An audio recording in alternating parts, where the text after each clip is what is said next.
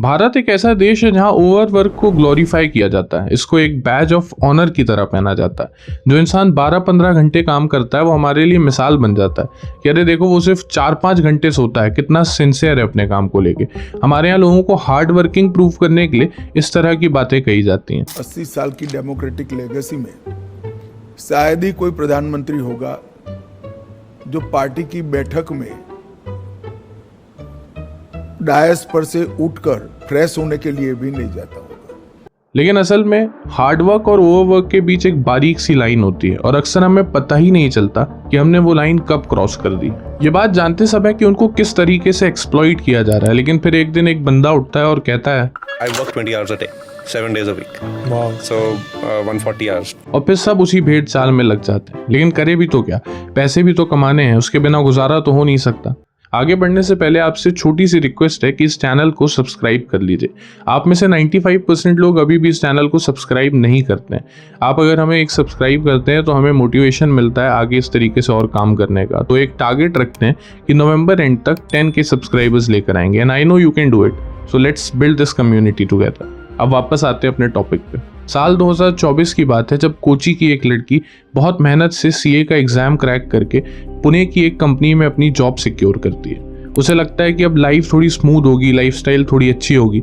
लेकिन सिर्फ 4 महीने बाद ही ये न्यूज़ आती है। Tragic death of a 26-year-old chartered accountant, Anna Sebastian Perriel. We have just received news regarding the very tragic death of an employee belonging to Ernst & Young, and in the aftermath of the death of that 26-year-old Ernst & Young employee due to alleged high workload, an investigation by the State's Labour Commission has now found that the company was operating without a state permit to regulate working hours since the year 2007. और India के लगभग 70% working employees की यही कहानी है। McKenzie health institute ने 2022 में एक सर्वे किया जिसमें उन्होंने पाया कि हर 10 में से 4 कॉर्पोरेट एम्प्लॉय में डिस्ट्रेस, बर्नआउट, एंजाइटी और डिप्रेशन जैसे सिम्टम्स देखने के लिए मिल रहे हैं। और इंडिया में हालत इतनी ख़राब है कि जहां पर ग्लोबली 40% लोग अपनी नौकरियां छोड़ना चाह रहे हैं या उसके बारे में सोच रहे हैं, इंडिया में ये नंबर बढ़ के 66% के आसपास पहुंच जाता है और इंडिया ओवरवर्क की लिस्ट में 2nd रैंक पर आता है। ऐसा इसलिए होता है क्योंकि इंडिया में हमेशा से ही ओवरवर्क को ग्लोरीफाई किया गया है। बड़े बड़े जो बिलियनर्स हैं, कंपनीज के जो मालिक हैं, वो इस टॉक्सिक वर्क कल्चर को इम्पोज करने की कोशिश करते हैं। फिर चाहे ओला के सीईओ भावेश अग्रवाल हों या फिर इंफोसिस के को फाउंडर नारायण मूर्ति जी हों। India's work productivity is one of the lowest in the world. Our youngsters must say, this is my country. I want to work 70 hours a week. इनका कहना है कि अगर एम्प्लॉइज ज़्यादा काम करेंगे तो इंडिया का जो वर्क प्रोडक्टिविटी है वो बढ़ेगी। लेकिन रियलिटी इसकी ऑपोजिट है। स्टैनफोर्ड यूनिवर्सिटी की एक स्टडी ये दिखाती है कि 50 घंटे से ज़्यादा एक हफ्ते में काम करना पॉइंटलेस है, क्योंकि उसके बाद इंसान की पर आवर प्रोडक्टिविटी गिरने लगती है। यानी अगर एक इंसान 70 घंटे भी हफ्ते में काम करता है तो उसका रिजल्ट सिर्फ उतना ही होगा जितना 55 घंटे काम करने पर मिलता है। और ये पीक आवर है। इससे ज़्यादा कोई भी काम करे वो उसके लिए डेंजरस होता है, हजार्डियस होता है और उसमें प्रोडक्टिविटी नहीं मिलती।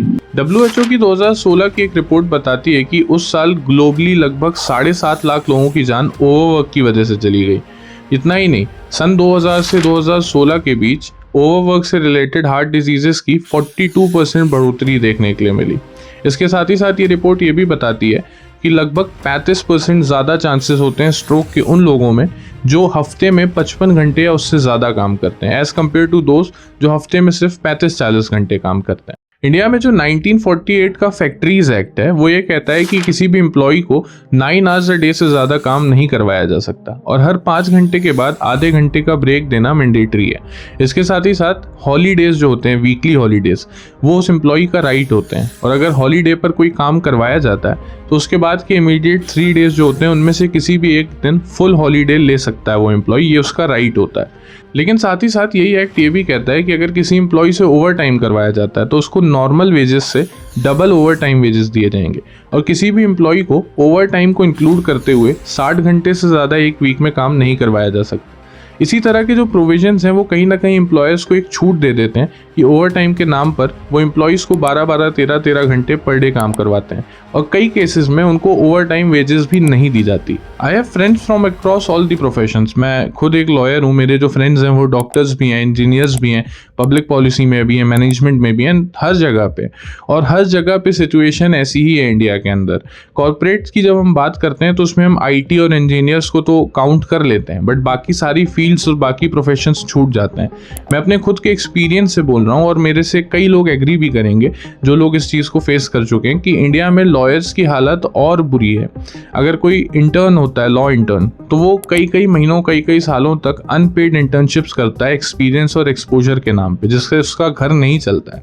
अगर कोई एसोसिएट होता है तो उसको भी पर डे 10-10, 12-12 घंटे या उससे ज़्यादा भी काम करना पड़ता है और सैलरी के नाम पर उनको 10-12 हज़ार मुश्किल से दिया जाता है। वहीं अगर गिग वर्कर्स की बात की जाए, जो ओला, उबर, रैपिडो वगैरह में काम कर रहे हैं एम्प्लॉइज़, उनकी सिचुएशन और ख़राब है।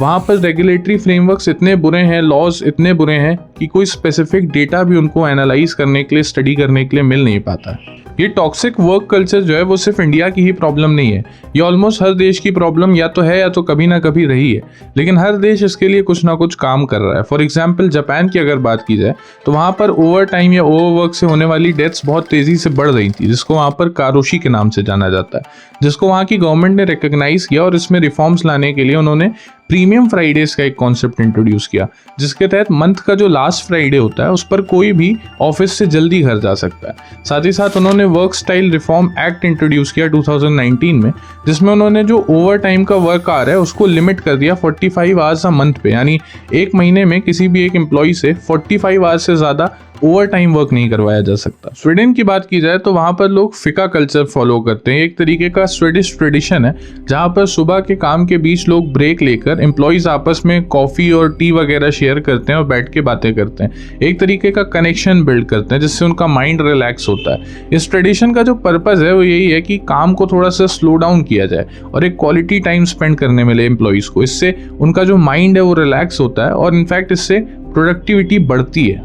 अगर हम डेनमार्क या नॉर्वे जैसे देशों की बात करें तो वहाँ पर वर्किंग आवर्स बहुत फ्लेक्सिबल है। लोग 35 से 40 घंटे पर वीक काम करते हैं और बहुत ज़्यादा काम नहीं करना पड़ता है उनको पर डे, और इस वजह से ही वहाँ का जो वर्कफोर्स है वो one of the happiest workforce है। लोग बहुत ज़्यादा खुश हैं। इसको इस तरीके से भी कहा जा सकता है कि वहाँ के लोग ज़िंदगी जीते हैं और उस बीच थोड़ा सा काम करते हैं। वहीं उल्टा इंडिया में होता है कि यहाँ पे लोग काम ज़्यादा करते हैं और उस बीच थोड़ी सी ज़िंदगी जी पाते हैं, और इसीलिए शायद ये जो कंट्रीज़ हैं वो one of the most happiest countries में आती हैं और जो हैप्पीनेस इंडेक्स आते हैं उनमें टॉप रैंकिंग कंट्रीज़ में फॉल करती हैं। लेकिन इंडिया में उल्टी गंगा बह रही है। एक्चुअली जो लेबर लॉज हैं वो कंकरेंट लिस्ट में आते हैं, यानी सेंटर और स्टेट दोनों ही इस पर लॉज बना सकते हैं, और इसी वजह से जो तेलंगाना, तमिलनाडु, त्रिपुरा, उत्तर प्रदेश जैसे स्टेट्स हैं उन्होंने ऑलरेडी फैक्ट्रीज एक्ट को अमेंड करके अपने यहाँ लॉन्गर वर्किंग आवर्स को इम्पोज किया हुआ है, 12 घंटे पर डे। और हाल ही में 3 सितंबर 2025 को महाराष्ट्र गवर्नमेंट ने भी लॉन्गर वर्किंग आवर्स के प्रपोजल को अप्रूव कर दिया है, यानी वहाँ पर भी अब पर डे किसी भी एम्प्लॉय से, प्राइवेट एम्प्लॉय से 12 घंटे पर डे काम करवाया जा सकता है without any overtime wages. It is high time for India to realize कि अब लेबर लॉज में रिफॉर्म्स की बहुत ज़्यादा ज़रूरत है, बहुत इंपॉर्टेंट है। और आप लोग जो हमारे साथ इस चैनल पर जुड़े हुए हैं उनके लिए सजेशन यही रहेगा कि किसी भी टॉक्सिक वर्क कल्चर से बाहर आने की कोशिश हमेशा कीजिए। किसी भी काम से ज़्यादा आपकी फिजिकल हेल्थ और मेंटल वेलबींग बहुत इंपॉर्टेंट होती है। अगर आपको किसी भी टॉक्सिक वर्क कल्चर या ओवरवर्क जैसे इन्वायरमेंट में फंसा हुआ महसूस हो रहा है, स्टक फील हो रहा है, तो धीरे धीरे ग्रेजुअली स्किल्स को अपग्रेड कीजिए, कुछ अच्छा करने की कोशिश कीजिए और एक ग्रेजुअल शिफ्ट कीजिए उस तरफ जिस चीज़ में आपको ज़्यादा इंटरेस्ट है। आपका कोई पैशन हो सकता है, आपका कोई भी किसी तरीके का आर्ट फॉर्म हो सकता है जिसको आप फॉलो करना चाहते थे लेकिन कर नहीं पाए, तो अब धीरे धीरे टाइम है कि आप उसकी तरफ जाएं। आप ऐसे काम को कीजिए जिसमें आपका दिल लगता है, जिसमें आपका मन लगता है, क्योंकि उसको करने पर आपको बहुत ज़्यादा बर्डन फील नहीं होगा। इनफैक्ट उसके साथ साथ आप अपनी बाकी चीज़ों को ईजिली मैनेज कर पाएंगे, एक वर्क लाइफ बैलेंस अच्छा होगा। अगर आप चाहते हैं कि आपको थोड़ी सी इंस्पिरेशन और गाइडेंस मिले तो आप मोहक मंगल का ये वीडियो देख सकते हैं जिसमें उन्होंने अपनी लाइफ की स्टोरी शेयर की है, जिसमें उन्होंने बताया है कि किस तरीके से उन्होंने अपने जो वर्ल्ड बैंक के साथ काम किया और बाकी तमाम चीज़ें की और पढ़ाई वगैरह की, उससे धीरे धीरे उन्होंने वर्क लाइफ बैलेंस के लिए कैसे शिफ्ट किया यूट्यूब पर और किस तरीके से उसको अपना प्रोफेशन बनाया। अब ये आपको डिसाइड करना है कि आपको क्या करना है। आप कंटेंट क्रिएशन कर सकते हैं, व्लॉगिंग कर सकते हैं। अगर आपको पढ़ाना पसंद है तो आप एजुकेशनल कंटेंट डाल सकते हैं सोशल मीडिया पर। आपको कोई आर्ट फॉर्म फॉलो करना है, डांस, म्यूजिक, पेंटिंग, कुछ भी कर सकते हैं। सोशल मीडिया आज इतना पावरफुल हो चुका है और इतना वेलकमिंग है कि यहाँ पर हर तरह के आइडियाज़ और ओपिनियंस के लिए जगह है। और आपको सिर्फ और सिर्फ एक स्मार्टफोन चाहिए जो ऑलमोस्ट हर किसी के पास मौजूद है। 8-10 हज़ार के स्मार्टफोन से भी आप अपनी सोशल मीडिया की जर्नी शुरू कर सकते हैं। सिर्फ कैमरा उठाना है, उसके सामने बोलना है, बात करनी है, इंटरेक्ट करना है, पढ़ना है, पढ़ाना है। सिर्फ इतनी चीज़ें करके आप अपने ड्रीम प्रोफेशन में जा सकते हैं, एक शिफ्ट कर सकते हैं और एक अच्छी खासी वर्क लाइफ बैलेंस मेंटेन कर सकते हैं, एक अच्छी लाइफ जी सकते हैं। और दरअसल इस वर्क कल्चर से परेशान ज़्यादातर वो लोग हैं जो करना कुछ और चाहते थे लेकिन मजबूरन कर कुछ और रहे हैं। तो अपने पसंदीदा काम की तरफ धीरे धीरे शिफ्ट कीजिए, ग्रेजुअली मूव कीजिए, क्योंकि अपने पसंद के काम के लिए एक ट्राई तो बनता है।